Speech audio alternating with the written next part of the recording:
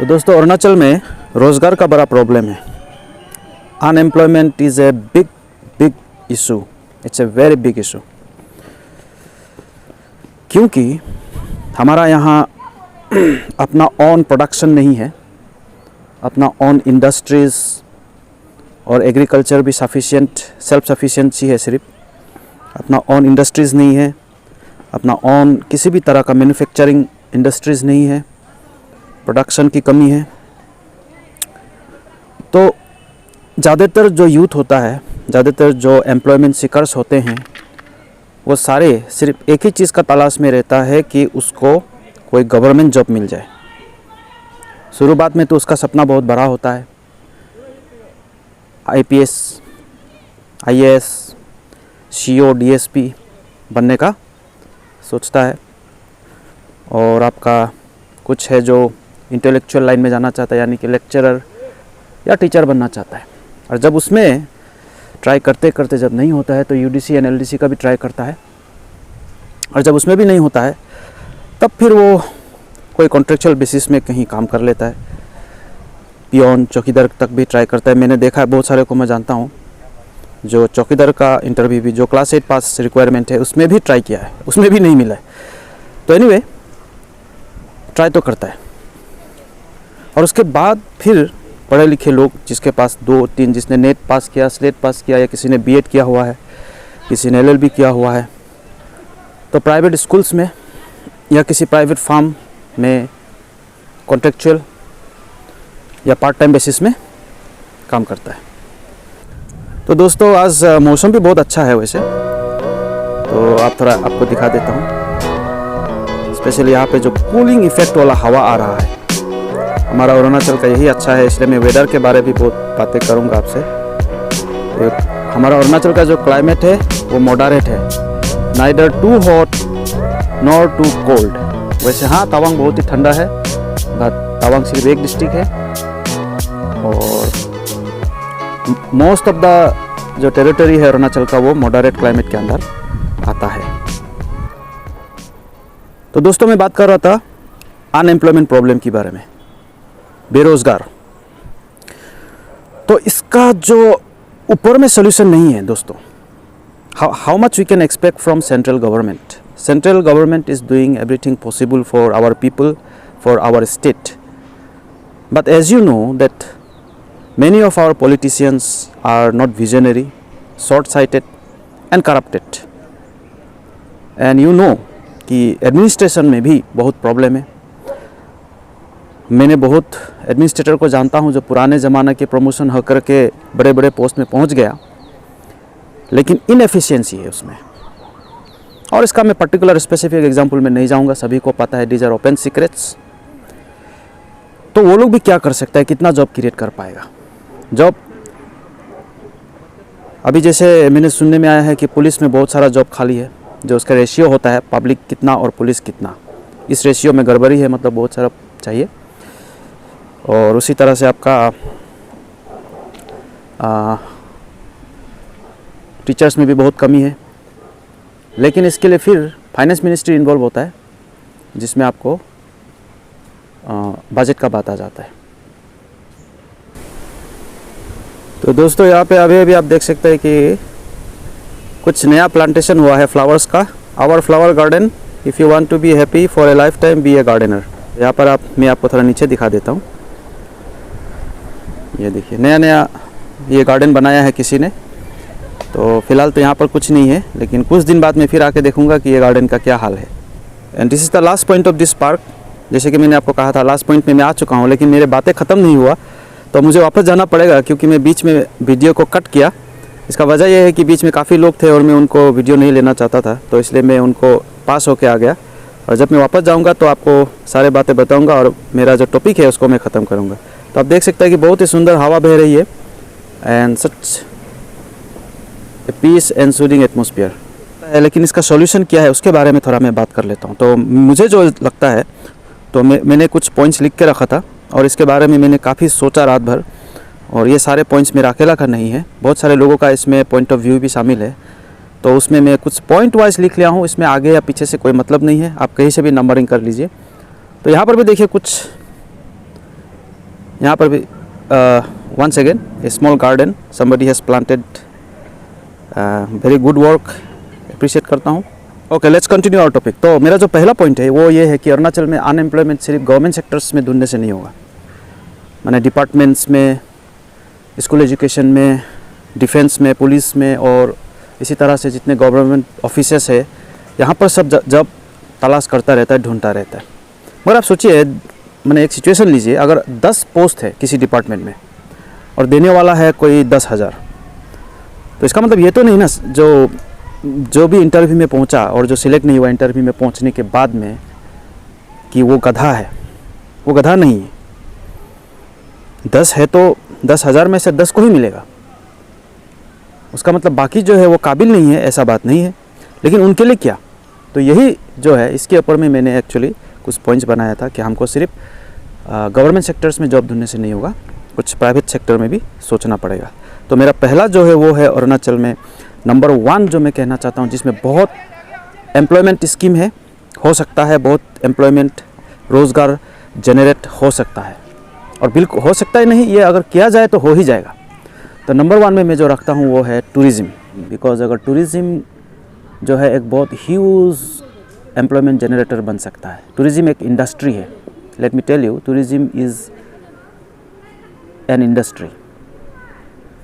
तो इसमें आपका टूरिस्ट ऑपरेटर से लेके टूरिस्ट गाइड्स, टूरिस्ट के लिए ड्राइवर, इंफ्रास्ट्रक्चर को मेंटेन करने वाला, और बहुत सारे इसमें, जैसे हमारा लोकल प्रोडक्ट्स को भी हम बेच सकते हैं हमारा साइट सीइंग के लिए।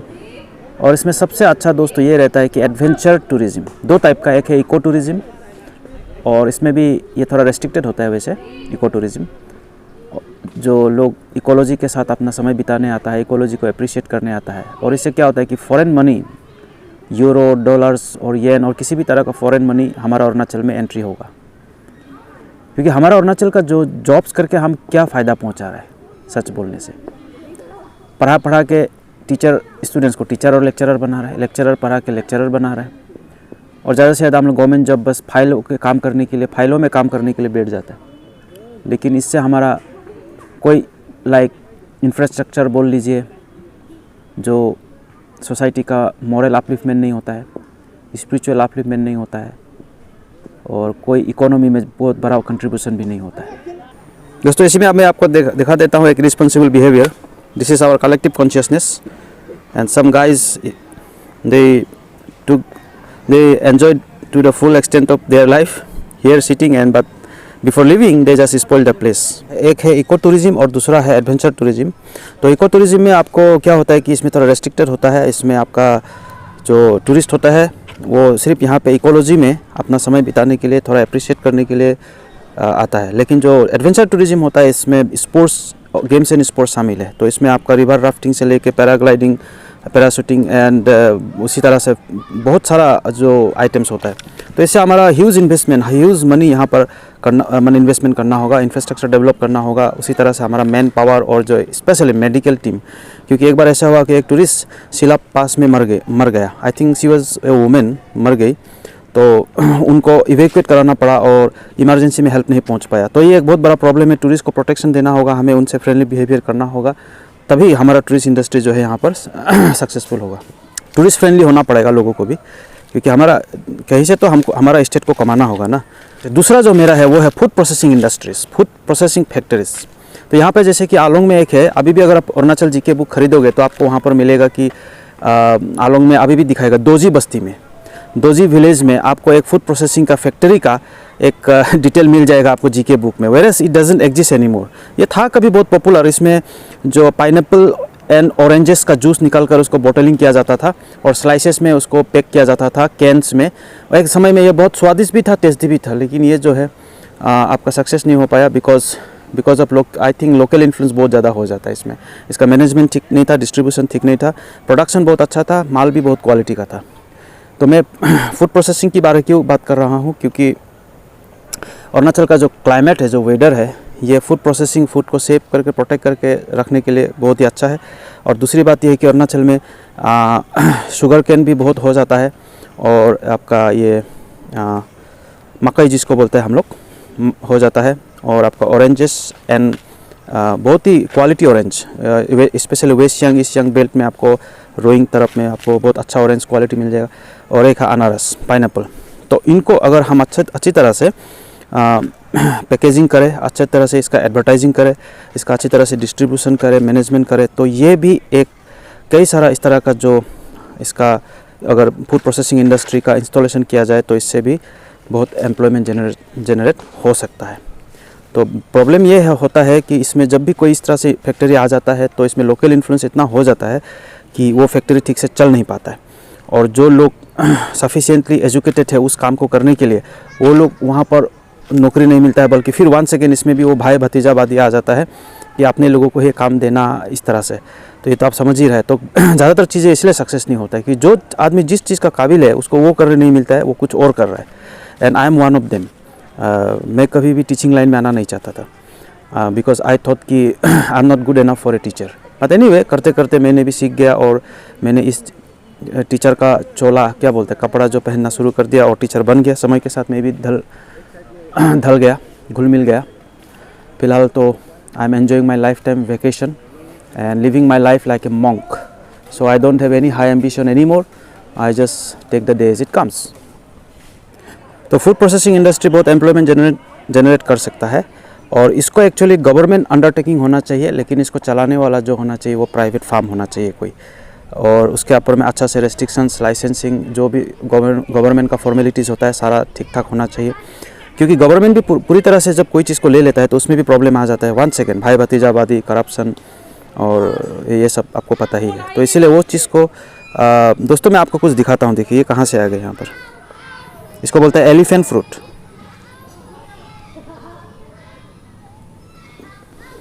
इसको बोलता है एलिफेंट फ्रूट। इसको हाथियों को बहुत पसंद है। वैसे मेरा पास बैग नहीं है तो नहीं तो मैं ले जाना था। ये अच्छा लग रहा है मुझे। और एक ये है, आप देख सकते हैं। दैट मीन्स इसका पेड़ यहीं पे है, ठीक मेरे ऊपर है और बहुत ही बड़ा है। आपको मैं दिखा देता हूँ। ये वाला, ये उसका पेड़ है। एलिफेंट फ्रूट बोलते हैं इसको। तो देखिए मैं अभी फूड प्रोसेसिंग की बात कर रहा था, तो हमें आइडिया सोचना होगा कि इस तरह से किस किस तरह का फ्रूट्स अरुणाचल में पॉसिबली हो सकता है। किस किस तरह का यहाँ अगर पेड़ लगाए तो वो फ्रूट्स यहाँ पे अच्छी तरह से होगा और उसको हम लोग फूड प्रोसेसिंग करके, प्रिजर्व करके, या अचार का, जैसे कि अचार भी एक तरह का प्रिजर्व फूड है, तो इसको भी हम लोग इन फ्यूचर के लिए ताकि इन फ्यूचर में हम लोग इसको ड्यूरिंग इमरजेंसी या ऐसे भी नॉर्मल समय पर हम लोग इसको खा सके। दैट्स वाई जो होता है फूड सिर्फ ऐसा नहीं है कि फ्रेश ही खाना है। तो इसको बहुत सारे वेजिटेबल्स एंड फ्रूट्स ऐसा होता है कि उसको हम लोग अचार या किसी और फॉर्म में हम लोग उसको प्रिजर्व करके रखता है ताकि इन फ्यूचर खाने के लिए या ड्यूरिंग इमरजेंसी टाइम पर डिस्ट्रीब्यूशन करने के लिए।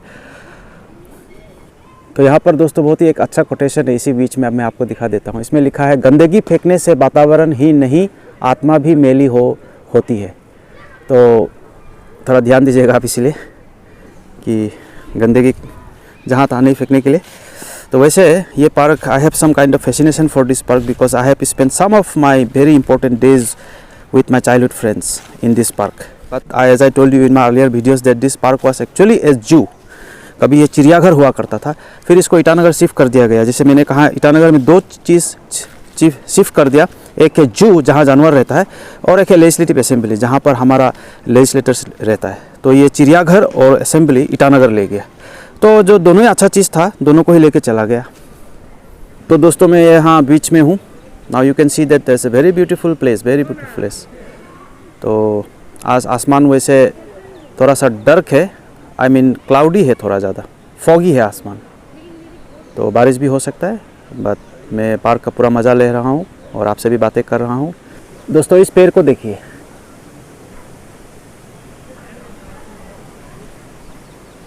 how beautiful it looks.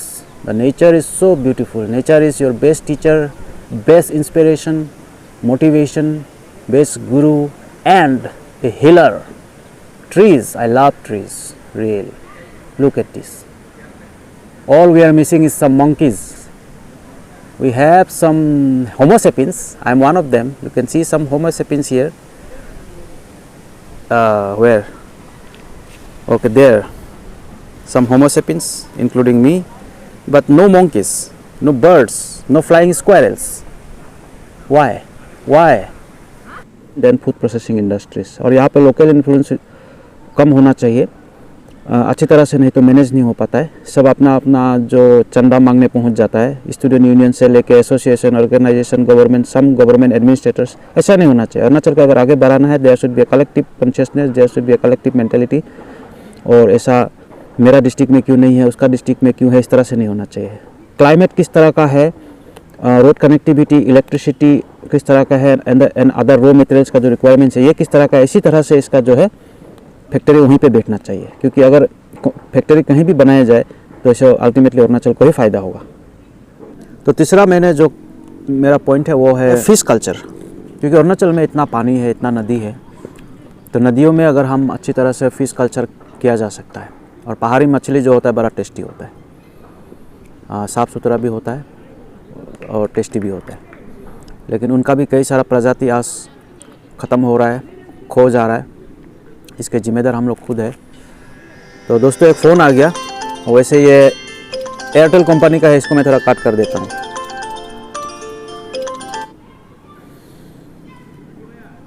ठीक है दोस्तों, मैं बात कर रहा था फिश कल्चर का। तो जैसे आपातानी बेल्ट में आपने देखा होगा पेडी कम फिश कल्चर करता है, और इससे इतना अच्छा प्रोडक्शन होता है कि पूरा आपातानी बेल्ट का साथ साथ हम लोग कैपिटल में बैठने वाले लोग भी आराम से मछली खा सकता है। तो ये एक बहुत अच्छा चीज़ है। हमारा यहाँ पे आपने देखा होगा, लाइक थाईलैंड में बहुत सारा पहाड़ों में, इंडोनेशिया, थाईलैंड, जितना भी साउथ ईस्ट एशिया का जो छोटे छोटे देश है, वहाँ पर ये बहुत पॉपुलर है। तो ये हम लोग भी यहाँ पे इस तरफ से फिश कल्चर, पेडी कम फिश कल्चर या सिंपली फिश कल्चर को भी बहुत ही कर सकते हैं। प्रॉब्लम वन सेकेंड नहीं है, डिपार्टमेंट जितना भी relating to horticulture, fish culture, cherry culture वगैरह वगैरह है, हनी कल्चर, हनी बी का जो होता है प्रोडक्शन, तो ये सब में माने सिक है, they are all sick departments. कोशिश तो बहुत कर रहा है, बट समथिंग इज़ लेकिंग। तो ये हम लोग जो एग्जिस्टिंग जो हमारा डिपार्टमेंट है, अगर उसी को ठीक करें ना, तो बहुत हमारा जो, क्योंकि देखिए हर चीज़ को गवर्नमेंट अकेला नहीं कर सकता है। गवर्नमेंट को भी प्राइवेट सेक्टर को मिलाते हुए कोलैबोरेशन में बहुत सारा चीज़ें करने के लिए, तभी हमारा एम्प्लॉयमेंट जनरेट होगा। ट्रूली अभी तक ऐसा कोई चीफ मिनिस्टर नहीं आया या ऐसा कोई अरुणाचल गवर्नमेंट नहीं बना जो एम्प्लॉयमेंट जनरेशन को अपना प्राइम एजेंडा बनाया हो। एम्प्लॉयमेंट जनरेट करना बहुत ज़रूरी है। और मैं अंत में बताऊंगा कि अनएम्प्लॉयमेंट प्रॉब्लम से क्या क्या निगेटिव चीज़ें सोसाइटी में हो सकता है। दोस्तों मेरा फोर्थ है फिल्म प्रोडक्शन। तो यहाँ पर मैं मानता हूँ कि अरुणाचल इतना ब्यूटीफुल है, इतना सुंदर है, इसको लैंड ऑफ राइजिंग सन भी कहा जाता है, डाउनलिट माउंटेन्स भी कहा जाता है। तो यहाँ पे इतना सुंदर सुंदर लोकेशन है। जब आप तवांग जाते हो, आप ईस्ट सियांग, वेस्ट सियांग, कहीं भी आप रोइंग तरफ जाते हो, या आप सेप्पा का जो कामिंग रिवर है, या वगैरह बहुत सारे अरुणाचल में ब्यूटीफुल लोकेशंस है।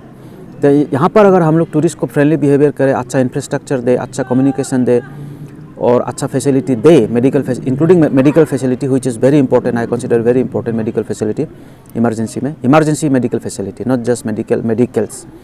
तो इससे क्या होगा कि फिल्म प्रोडक्शन यहाँ पे लोग आएंगे। पहले लोग कश्मीर जाते थे, आज तो कश्मीर का हालत आपको पता है। तो लोग क्या है कि ज़्यादातर फिल्म लोकेशन एग्जिस्ट हो चुका है, लेकिन अरुणाचल अभी भी वर्जिन लैंड है। तो यहाँ पर आकर के बहुत सारा फिल्म लोकेशंस में अच्छे अच्छे फिल्म्स की सीरियल शूटिंग हो सकता है। तो मुझे लगता है, और यहाँ पे हमारे जो लोकल लड़का लड़की है, आजकल देखिए रैप सॉन्ग्स गाता है, सॉन्ग्स कंपोज करता है, म्यूज़िक बजाता है, म्यूज़िक गाता है, डांस का ग्रुप से।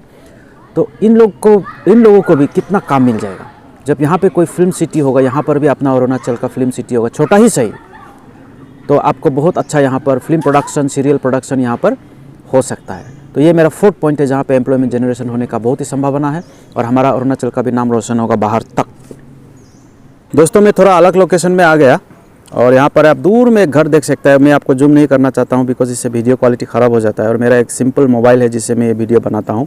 मेरा जो फिफ्थ है वो है जो अरुणाचल में जो जॉब एम्प्लॉयमेंट हो सकता है, लाइक और एक चीज़ जो मेडिसिनल प्लांट। तो अरुणाचल में अभी भी मैंने जैसे कहा वर्जिन लैंड है, वर्जिन टेरिटरी है, वर्जिन प्लांट्स है, मैंने फॉरेस्ट है।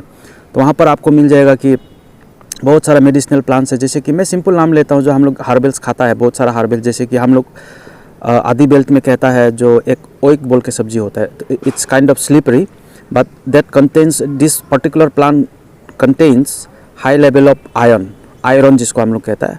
इसमें लोह मतलब आयरन का जो मात्रा होता है, लोहा, ये बहुत होता है। लोहा मतलब मेटल मत समझ लीजिएगा, once again I am not going into science, but वो हमारा शरीर के लिए बहुत अच्छा होता है, डॉक्टर भी इसको रिकमेंड करता है। तो इस तरह से जैसे कोपे सब्जी है, बहुत सारा सब्जी जो होता है herbal, actually they are not like vegetables, they are like herbs. So इस तरह से हर्ब्स, बहुत सारा अननोन हर्ब्स अभी भी कहीं ना कहीं यूनिवर्सिटी के स्टूडेंट्स डिस्कवर करता रहता है। तो यहाँ पे हर्ब्स के लिए अच्छा स्कोप है, यहाँ पर अच्छा तरह से आयुर्वेदिक हर्ब्स भी यहाँ पे हो सकता है। तो इनसे भी हम यहाँ पर लाइक जो आयुर्वेदिक सेंटर बना सकता है, मेडिसिनल प्लांट्स यहाँ पे कलेक्ट एक्सट्रैक्ट किया जा सकता है। तो लेकिन ये सब गवर्नमेंट के देखरेख में, निगरानी में होना चाहिए, तो इससे भी जॉब एम्प्लॉयमेंट हो सकता है। दोस्तों मेरा जो नंबर 6 पॉइंट है, ये शायद आपको उटपटांग लगे, आपको शायद इम्प्रैक्टिकल लगे, लेकिन मैं बताता हूँ ये कितना अच्छा चीज़ हो सकता है। मेरा जो ये 6th पॉइंट है वो ये है कि अरुणाचल में जॉब एम्प्लॉयमेंट करने के लिए यहाँ पर अच्छा अच्छा इंटरनेशनल स्कूल्स एंड कॉलेजेस बनना चाहिए, यूनिवर्सिटीज़। तो अच्छा schools, colleges, universities private level का हो चाहे गवर्नमेंट लेवल का। जैसे अभी हमारा honourable chief minister Pema Khandu ji ने एक इनोग्रेट कर लिया, आई थिंक ये स्कूल चालू भी हो चुका है, जो पासीघाट में एक सैनिक स्कूल है। तो इसी तरह से जो बड़े बड़े बोर्डिंग स्कूल्स यहाँ पे अपना हिली एरियाज़ में, टॉप्स में, तो यहाँ पर क्या होगा कि देखिए आप मुंबई से भी, दिल्ली से भी, इवन फॉरेन से भी बच्चे पढ़ने आएंगे अगर वहाँ पे क्वालिटी एजुकेशन मिलता हो, बिकॉज एनवायरनमेंट इतना अच्छा है, मॉडरेट एटमॉस्फेयर है। पेरेंट्स भी यहाँ आकर अपना हॉलीडेज़ मना कर जाएगा, तो इससे हमारा बाहर का पैसा हमारा अरुणाचल में आएगा। पेरेंट्स भी जब बच्चों को देखने आएंगे, लेने आएंगे या रखने आएंगे, तो यहाँ पर हॉलीडेज़ मना के जाएंगे, और बच्चे का हॉलीडेज़ भी यहाँ बीत जाएगा, समर या विंटर। और यहाँ पर इतना अच्छा लोकेशन है कि बच्चे यहाँ पर अच्छी तरह से ध्यान लगाकर पढ़ पाएगा, रिसर्च कर पाएगा। तो मेरा नंबर 7 पॉइंट ये है कि एक्चुअली R&D का भी यहाँ स्कोप होना चाहिए, रिसर्च एंड डेवलपमेंट, टेक्नोलॉजिकली या इंडस्ट्री रिलेटेड या डिफेंस रिलेटेड हो या मेडिकल रिलेटेड हो। तो क्योंकि जहाँ पे मॉडरेट वेदर होता है वहाँ पे लोग ज़्यादा सोच पाता है, ज़्यादा डीप लेवल में रिसर्च कर पाता है, शांति से अपना काम कर पाता है। तो यहाँ पर अगर इस तरह के, जैसे मैं मानता हूँ, जैसे तवांग में जो मोनेस्ट्री है, तो इसको मैं मानता हूँ, तवांग एरिया को ही मैं मानता हूँ कि स्पिरिचुअल लेबोरेटरी ऑफ इंडिया। क्योंकि यहाँ पर आप जब जाते हो तो आपको एक सुकून, एक शांति मिलता है, आप किसी भी धर्म का हो। और मुझे एक चीज़ बहुत ख़राब लगता है जब वहाँ पे लोग अपना धर्म फैलाने जाता है वहाँ। तब मैं मानता हूँ तवांग ऑलरेडी बहुत रिलीजियस प्लेस है। मैं वहाँ जब भी जाता हूँ मैं देखता हूँ वहाँ बूढ़ा बूढ़ी माला जपता रहता है, अच्छे से लोगों को बिहेव करता है। अगर आप मोनेस्ट्री में भी जाता हूँ, मैंने वहाँ पे बहुत कुछ देखा। मैंने उनके वहाँ पे मॉन्क्स किस तरह से रहता है, छोटे छोटे मॉन्क्स से भी मिला, बातें किया। तो देखिए वहाँ, तो इसीलिए मैं कहता हूँ कि यहाँ पर अगर आप अच्छे R&D या स्कूल, कॉलेज, यूनिवर्सिटीज़ बनाओगे, बोर्डिंग स्कूल्स, बाहर से भी लोग आके पढ़ेंगे, तो बहुत ही इकोनॉमी को फ़ायदा होगा, हमारे लोगों को भी A, B, C, D grade का जॉब भी मिल जाएगा। ये मेरा 6th पॉइंट है, एंड 7 पॉइंट भी मैंने इसमें इंक्लूड कर दिया। मेरा 8 पॉइंट ये है कि यहाँ पर जो पावर सेक्टर है, जो रिवर पावर को हार्नेस करके इलेक्ट्रिसिटी पैदा करने का, लेकिन इसमें बहुत कंट्रोवर्सीज़ है। बट एनीवे ये भी कभी ना कभी हो जाएगा। इससे जहाँ जहाँ हमको लगता है कि यहाँ बन सकता है, सेफ्टी हो, तो वो इलेक्ट्रिसिटी पूरा इंडिया को सप्लाई होगा, हम लोग फॉरेन कंट्रीज़ को भी दे सकता है, और हमारा भी बहुत ही इनकम जनरेट होगा, रेवेन्यू जनरेट होगा। Last but not the least दोस्तों ये मेरा भी फेवरेट है। ये जो है वाइन एंड बियर का जो यहाँ पर अगर फैक्ट्री लगाया जाए, वंस अगेन ये इंडिविजुअल लेवल में अगर आप करोगे तो आप अनसक्सेसफुल रहोगे। अगर आप सिर्फ गवर्नमेंट का हाथ में छोड़ दोगे तब भी अनसक्सेसफुल होगा। इसमें कोऑपरेटिव टाइप होना पड़ेगा, वाइन माने कोऑपरेटिव टाइप। ठीक है, आप इंडिविजुअल लेवल में कहीं भी बना लो, लेकिन अगर आप उस कोऑपरेटिव के माध्यम से मार्केटिंग करें, डिस्ट्रीब्यूशन करें, एडवर्टाइजमेंट करें, तो आपका वाइन फॉरेन तक भी सेल हो सकता है। क्योंकि आप यहाँ पे देख लीजिए, जो काला आपोंग बोलता है, जो सफ़ेद वाला है, जो जीरो बेल्ट का आपोंग है, जो नीसी लोगों का मारवा होता है, या आदि लोगों का जो काला आपोंग होता है, ये सारा इतना पीने में टेस्टी है। और इनको बहुत बदनाम भी किया गया, क्योंकि वाइन शॉप यहाँ लाना था। लोगों ने बोला कि काला आपोंग पीने से या वाइन मारवा पीने से आपका शरीर में ये होता है, वो होता है। मैं इस बात को एकदम अस्वीकार करता हूँ, मैं डिसएग्री करता हूँ। और क्यों करता हूँ, इस वीडियो में मैं नहीं बनाऊंगा। अगर आप अच्छे से साफ पानी से अच्छी तरह से प्रोसेसिंग करके अगर आप लोकल वाइन्स जो बियर होता है उसको अगर आप बनाएं, तो यह खाने में भी टेस्टी है। और देखिए, कोई भी अच्छा चीज़ हो या ख़राब चीज़ हो, उसका खाने का मतलब ये नहीं कि आप उसको सुबह शाम पिए, सुबह शाम कंज्यूम करें, तब आपका हेल्थ का प्रॉब्लम आता है, जब आप ब्रेकलेस हो जाते हो। अगर आप उसको ढंग से करोगे, ओकेजनली करोगे, तो अगर तब आपको कोई प्रॉब्लम नहीं है। तो इसके बारे में मैं एक सेपरेट वीडियो ज़रूर बनाऊंगा।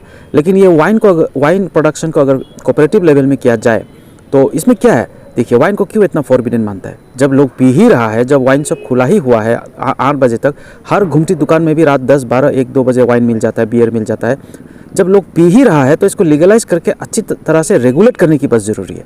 तो इससे भी एम्प्लॉयमेंट जनरेट होगा। और जब आप इतने जो मैंने पॉइंट्स बताया ना, इनको अगर आप करना शुरू कर दोगे, तो लोग अपना आइडिया खुद ही खोज लेगा।